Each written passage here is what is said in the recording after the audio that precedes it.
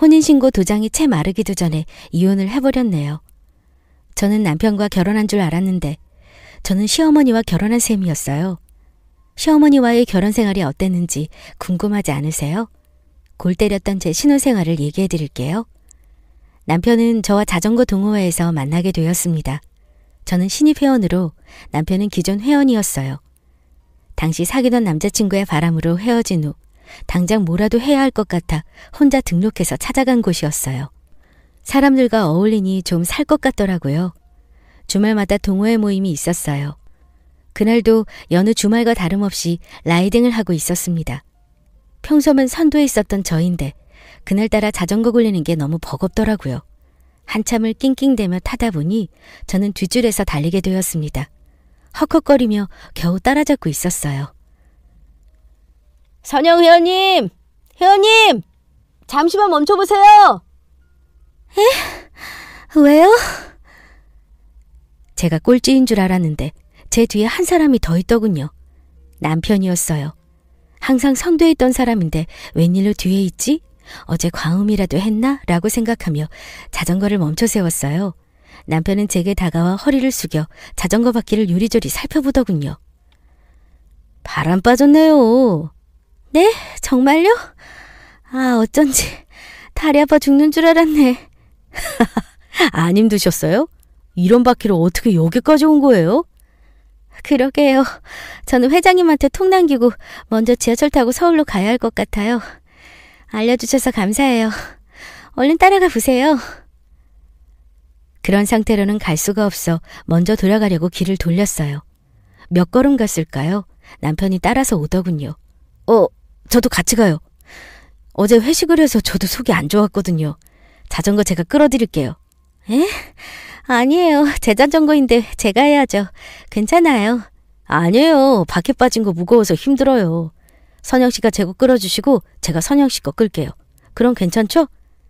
안 그러셔도 되는데. 감사합니다. 그럼 제가 회장님한테 병철 씨도 같이 전달할게요. 서울로 가는 지하철에서 남편과 끊임없이 대화를 했어요. 어색함 하나 없이 참 즐거운 대화를 했어요.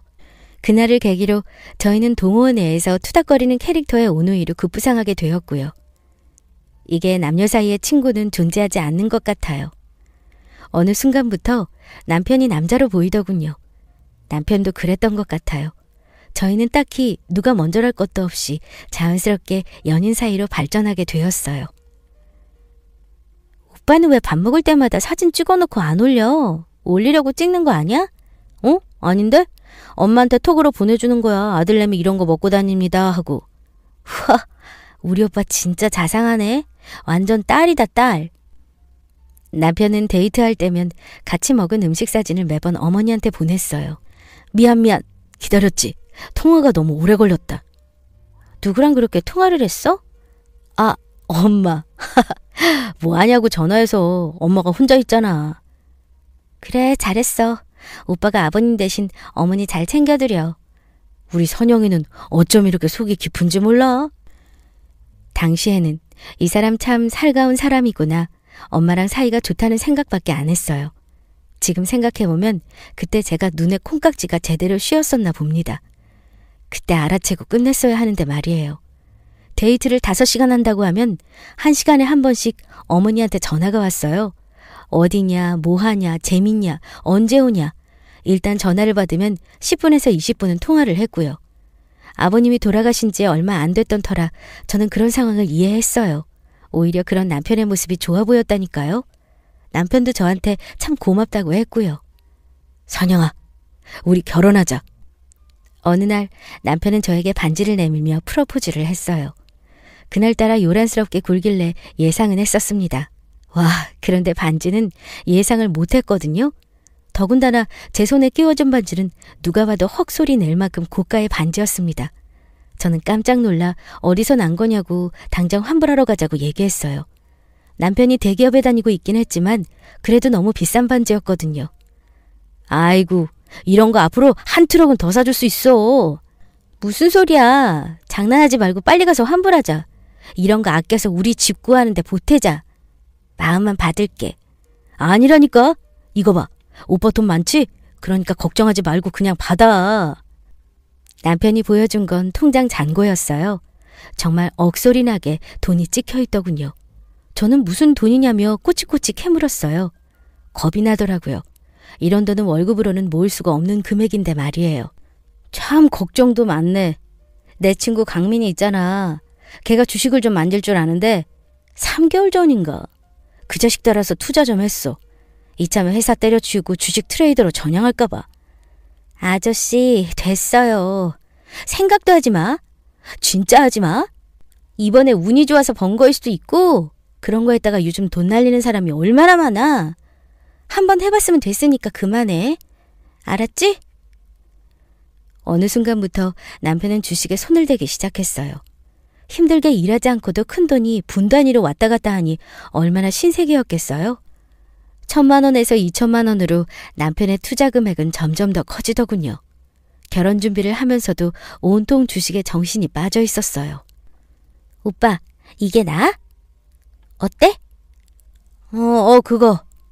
이거? 남편은 결혼 준비를 하러 돌아다니는 동안에도 내내 핸드폰만 손에 붙들고 있었어요. 주식 차트만 들여다보느라 말이에요. 이런 미친. 오빠, 왜 그래 갑자기? 드레스 피팅하던 중 남편이 갑자기 핸드폰을 들고는 밖으로 뛰쳐나갔어요. 드레스숍 직원들은 남편이 그대로 입고 뛰쳐나간 턱시도 때문에 방방 난리치고 저 혼자 남겨져서 그 상황을 다 해결해야 했어요. 턱시도 결국 제가 돈 내고 계산했어요. 대여하기도 비싼 거를 샀네요. 어떡하겠어요. 남편이 그대로 입고 뛰쳐나간걸요. 그 망할 인간은 그 길로 일주일 동안 연락 두절이었어요. 회사에도 나오지 않았고 전화도 받지 않았어요. 저와 친정 부모님은 속이 까맣게 타들어갔습니다. 정말 하루에도 몇 번씩 천국과 지옥을 오갔어요. 딱 일주일이 되던 날, 그 망할 자식이 전화를 걸었더군요. 집 근처 카페니 나와서 얘기 좀 하자고 말이에요. 만나자마자 따귀를 날릴 작정으로 뛰쳐나갔어요. 그런데 남편 얼굴을 보는 순간 아무것도 할 수가 없더군요. 사람 몰골이 아니었어요. 눈은 벌겋게 충혈되어 있고 얼굴은 푹 파여 있었습니다. 산송장이나 다름없었어요. 선영아, 내가 미안해. 내 말을 들었어야 했는데. 남편은 제 앞에 무릎을 꿇고 엉엉 울더군요. 자기가 돈이 커지는 게 보이니까 눈이 돌아서 결혼자금까지 몽땅 넣었는데 돈을 다 날렸다고 말이에요. 참 화도 났지만 저 사람이 자기 혼자 잘 살자고 그랬겠다 생각이 들어 안쓰럽더군요. 그래도 짚고 넘어갈 건 짚고 넘어가야겠다는 생각에 약속을 받아내고 싶었어요. 오빠, 내 말 똑똑히 들어. 2번 다시 투자 같은 거 할 생각하지도 마. 주식 아니어도 그 어떤 것도 핸드폰에 주식 어플도 싹 다 지워. 투자는 오빠 인생에 없는 거야. 이거 못 지키겠다면 여기서 그만 헤어지자. 나 오빠가 잠수 탄 거, 드레스 피팅 도중에 나 버리고 간 거, 그런 것도 너무 화가 나는데 오빠가 이거 약속하면 다 잊을 거야. 그러니까 대답해. 안 해. 안 할게. 정말이야. 약속할게. 절대 안 할게. 절대. 그래. 그러면 여기다 대고 얘기해. 절대 안 할 거라고. 손대는 순간 바로 끝이라고 얘기해. 다른 뜻이 있었던 건 아니지만 그렇게 강하게 나가지 않으면 저 사람이 또 손을 댈 것 같은 생각이 들어 남편의 약속을 핸드폰에 녹음해뒀어요. 문제는 그 다음이었어요. 당장 집을 구할 돈이 사라져버린 터라 월세를 구해야 하나 둘이서 머리를 싸매고 있었어요. 부모님들은 자식들 얼굴만 봐도 다 아시나 봐요. 친정 부모님께서 세를 주고 있던 집을 저희에게 선뜻 내주셨어요. 참 면목이 없더라고요. 순탄하게 결혼하는 모습 보여드리고 싶었는데 말입니다. 그렇게 저희는 부모님 덕분에 급한 불을 끌 수 있게 되었어요. 남편은 저희 부모님께 죄송하고 감사하다며 연신 고개를 숙였고요. 선영아, 저기 있잖아. 우리 집, 우리 엄마한테는 내가 했다고 해줄래? 엄마는 나 투자해서 날린 것도 몰라. 그런데 나 돈 날린 거 알게 되면 우리 엄마 뒷목 잡고 쓰러질 거야. 그래, 알았어. 엄마한테 그렇게 말씀드리자.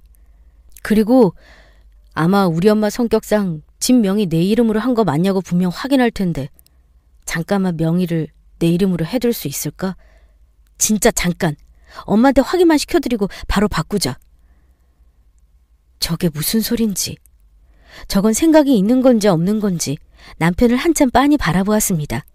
친정 부모님의 도움으로 겨우 구한 집을 자기 혼자 구한 거라고 거짓말 해달라는 건 뭐 남편 생각해서 그러자 했는데 점점 말하는 게 이상한 거예요. 굳이 명의까지? 이건 좀 아닌 것 같더라고요. 명의는 싫은데? 그냥 공동명의로 해서 보여드리면 되지. 그래, 뭐 그러자. 그러자라니.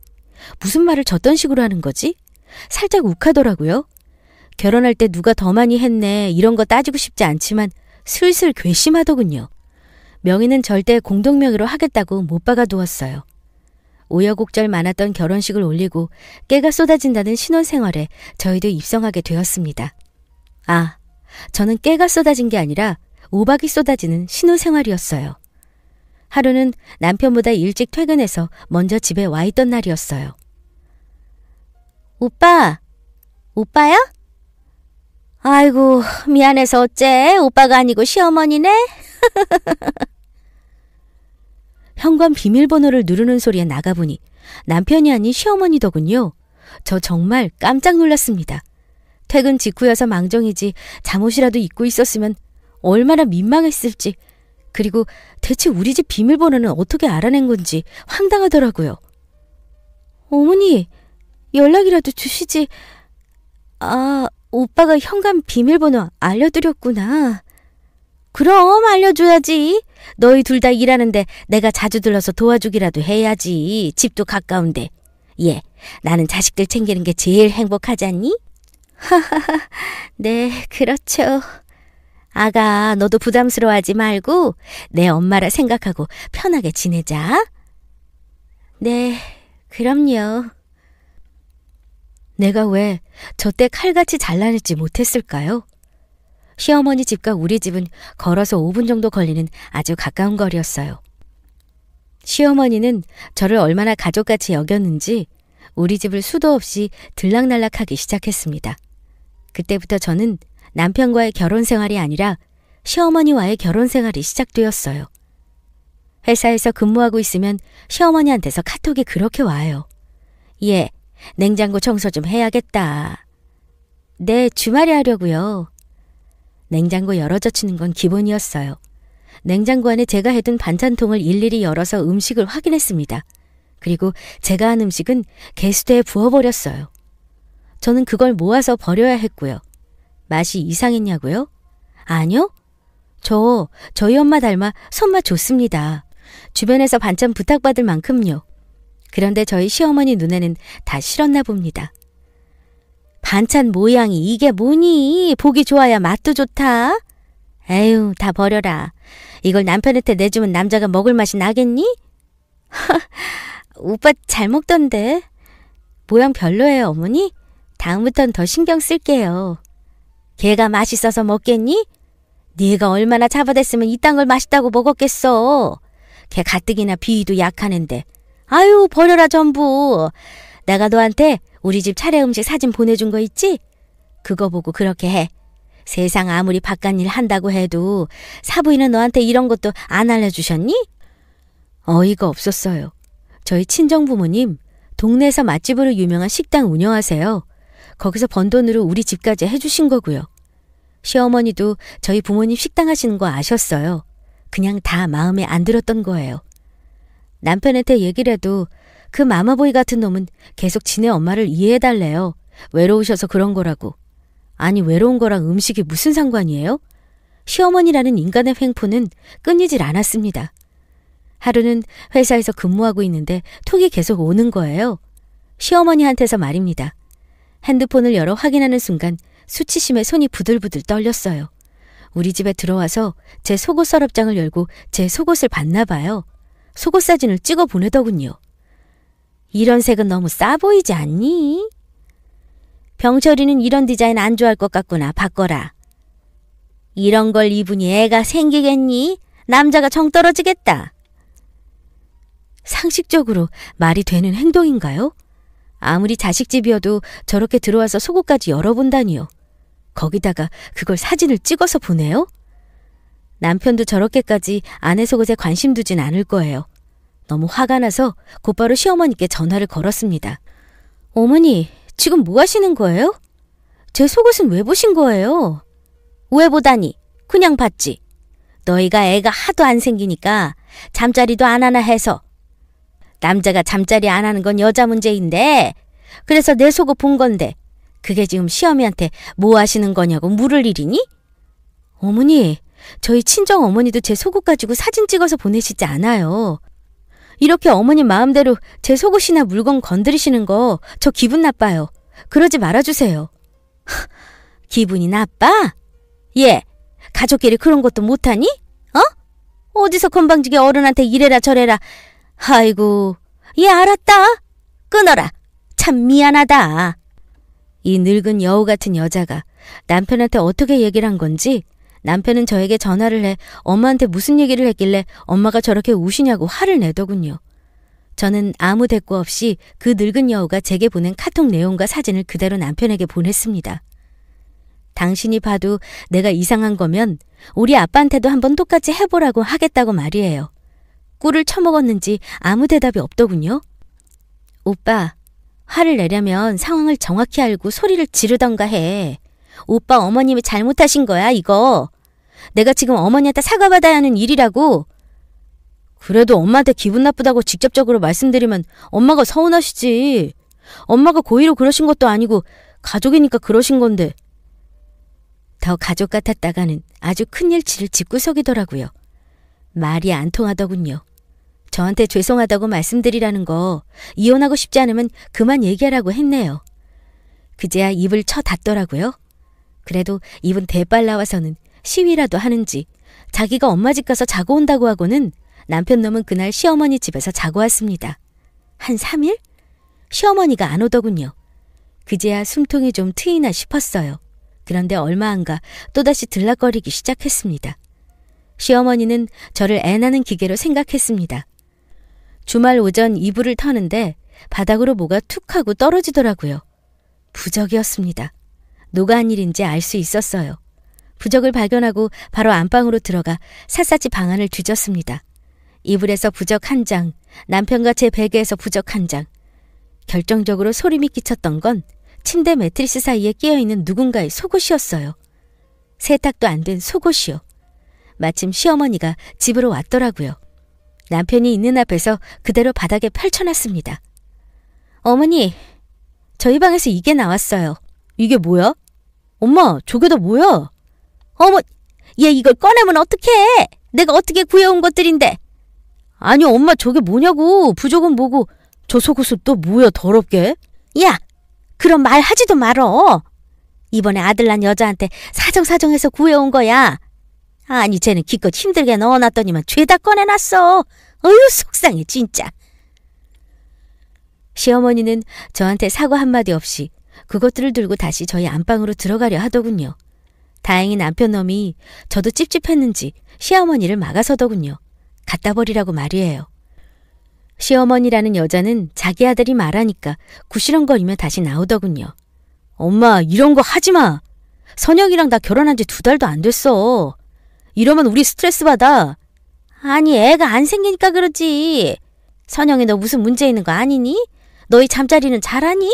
아, 정말. 엄마 집에 가. 그런 소리 할 거면 빨리 가요. 그 꼬라지를 보고 있는데 할 말이 없더라고요. 아무 말 않고 부적이랑 속옷을 집어들어 그대로 쓰레기통에 처박았습니다. 시어머니요? 달려와서 다시 꺼내가던데요. 오라가 치밀었지만 다음부터 이러지 마시라고 차라리 저한테 얘기하시라고 꾹 참고 말씀드렸습니다. 그럼 자기랑 같이 점집을 가보자고 하길래 그렇게 차라리 점집을 가는 게 낫지 하고는 점집까지 다녀왔었습니다. 그 뒤로도 뭐 똑같았어요. 저도 더 이상 부딪히고 싶지 않아 웬만한 건 다 참고 넘기려 했어요. 이제 좀 나아지나 싶었는데 그걸 기대한 제가 또다시 뒤통수를 맞는 결정적 사건이 있었어요. 그날은 친정엄마가 우리 집에 오시기로 한 날이었어요. 남편한테도 미리 얘기해두었던 터라 엄마를 마중 나가 셋이 함께 집으로 들어오는 길이었어요. 오랜만에 친정엄마를 보니 너무 좋더라고요. 엄마랑 저녁에 맛있는 것도 먹고 같이 팩도 하면서 얘기를 나눠야겠다 하고 집으로 올라가는데 현관 밖에서부터 시끌벅적 하더라고요. 저는 옆집이 집들이를 하나보다 했습니다. 세상에, 그 집이 우리 집이었네요. 저희 시어머니 개모임을 우리 집에서 하고 있더라고요. 어머, 너희 왔니? 인사드려, 엄마 친구들. 엄마, 내가 오늘 집에 장모님 오신다고 오지 말라고 했잖아. 사부인, 안녕하세요. 아이고, 선영아, 손님이 계셨네. 엄마 안 그래도 반찬만 주고 가려고 했어. 내일 가게 예약 손님이 많아. 엄마가 왜 가? 오늘 자고 가기로 했잖아. 정말 너무 서럽더라고요. 우리 엄마가 저런 말도 안 되는 상황에도 자기 딸 미움받을까봐 아닌 척 웃어 보이는데 내가 뭐라고 엄마가 저렇게 하나 너무 속상하더군요. 저희 시어머니 분명 일부러 온 걸 거예요. 저희가 명절에 친정 가는 것도 싫어했거든요. 아들 뺏기는 기분이라고. 어머, 안싸돈, 저 때문에 가시는 거 아니에요? 아이고, 아니에요. 내일 가게 일이 바빠서 반찬만 주고 가보려 하는 길이었어요. 다들 식사 맛있게 하고 가세요. 엄마, 그럼 내가 역까지 데려다 줄게. 한사코 거부하는 엄마를 역에 모셔다 드리고 집에 오는데 눈물이 얼마나 나는지 앞이 보이지 않을 정도였어요.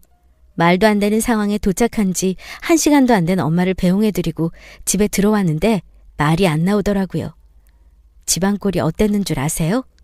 대체 언제부터 낮술을 마신 건지 플라스틱 맥주병은 거실에 굴러다니고 무슨 음식을 먹은 건지 집에서 온갖 음식 냄새에다 아주 개판이더군요.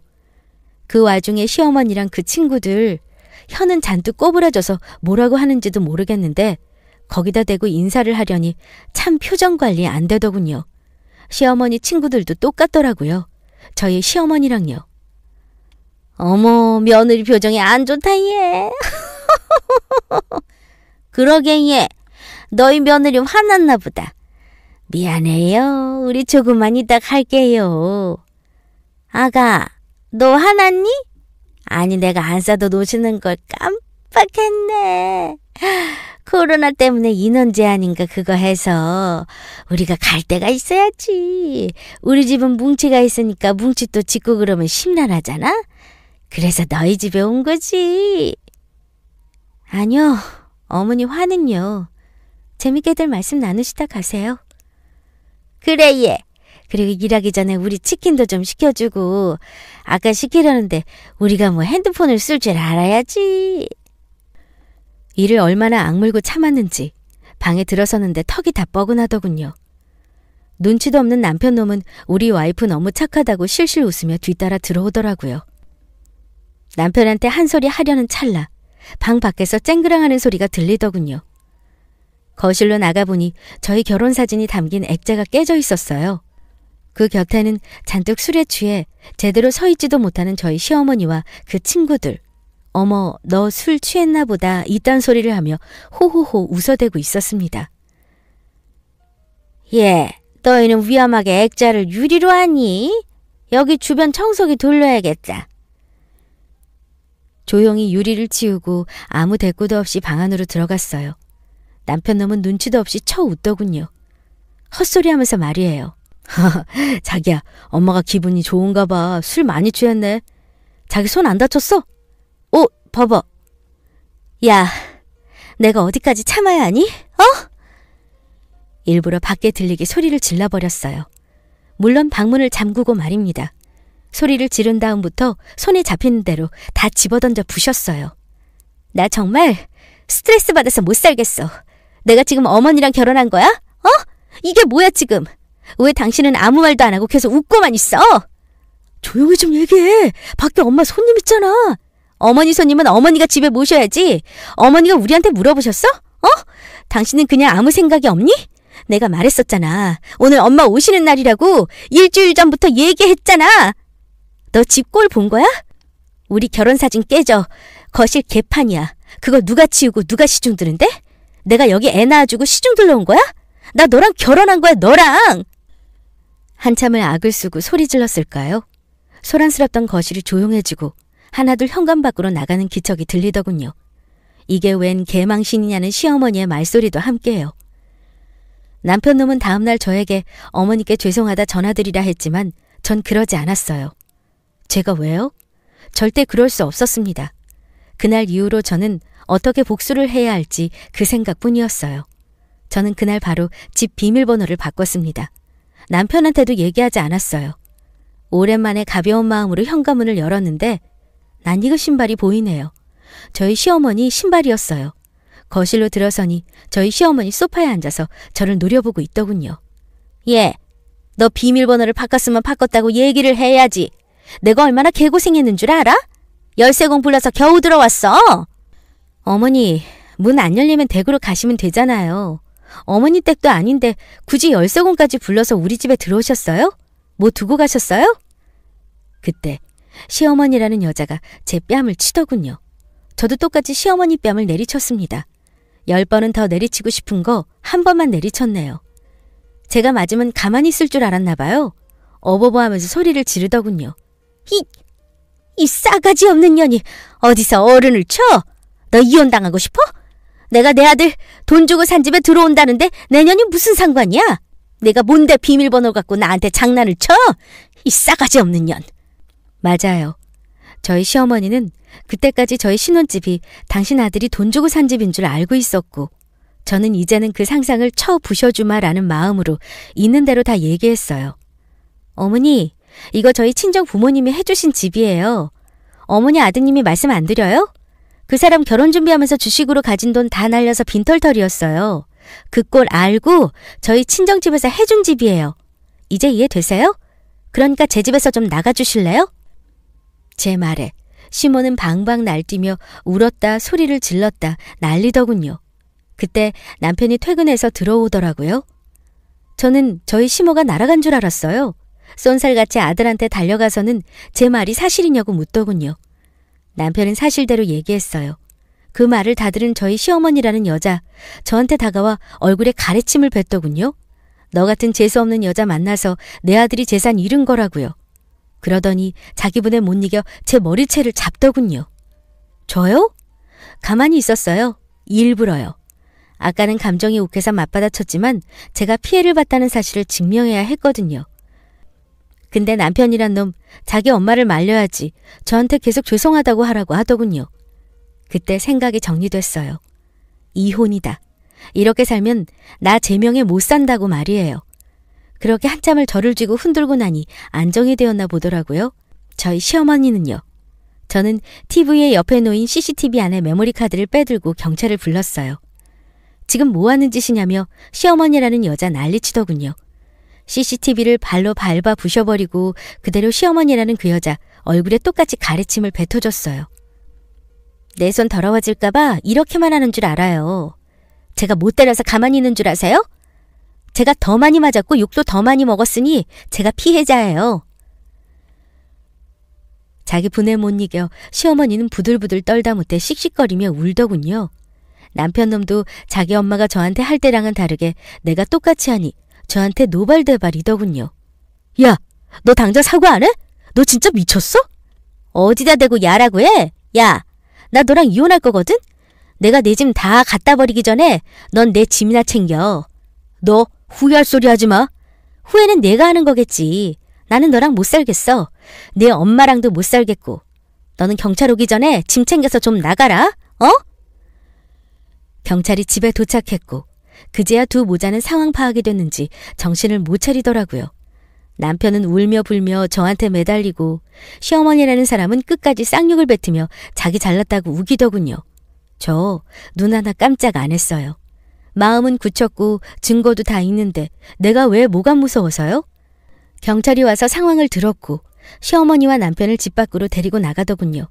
그 길로 저는 현관 비밀번호를 바꾸고 친정집으로 향했습니다. 그 다음으로는 바로 이혼 소송에 들어갔어요. 시어머니도 고소했어요. 폭행, 폭언에 대한 손해배상을 청구해서요. 저한테 손해배상 금액을 물던가 아니면 실형을 살던가 해야 하는데 실형은 죽어도 싫었는지 두 모자가 집 앞까지 찾아와 제발 얘기 좀 하자고 하더군요. 싫다고 했어요. 제가 모아두었던 카톡과 음성 파일 CCTV 기록 보시지 않았냐고. 나는 받을 거 받는 것 뿐이라고 말이에요. 증거를 잘 모아두니 이혼도 속전속결이더라고요. 아, 물론 남편이 가진 게 없어서 위자료는 그다지 많지 않았어요. 대신 시어머니였던 사람한테 손해배상 금액을 받아냈어요. 병원에서 떼온 진단서에 제가 결혼 생활을 하며 먹게 된 신경과 약에 대한 부분까지 청구하니 돈이 꽤 되더라고요. 그 인간들 아들이 대기업 다니는 것 빼고는 아무것도 없어요. 자기들이 살고 있던 집도 전세로 살고 있었던 거고요. 시어머니는 살고 있던 집을 나와서 저한테 돈을 지불했어요. 그 돈을 주면서도 얼굴 좀 보고 얘기하자 찾아오길래 접근금지 신청까지 해버렸네요. 거머리 같은 두 인간을 제 인생에서 제거하니 10년 묵은 채증이 내려간 듯 속이 시원합니다. 요즘 저는 하루하루 행복한 삶을 살아가고 있습니다. 정신없이 긴 글이었을 텐데 끝까지 들어주셔서 감사해요. 여러분들은 저처럼 거머리한테 물리지 말고 건강하고 행복한 사랑을 하시길 바랄게요.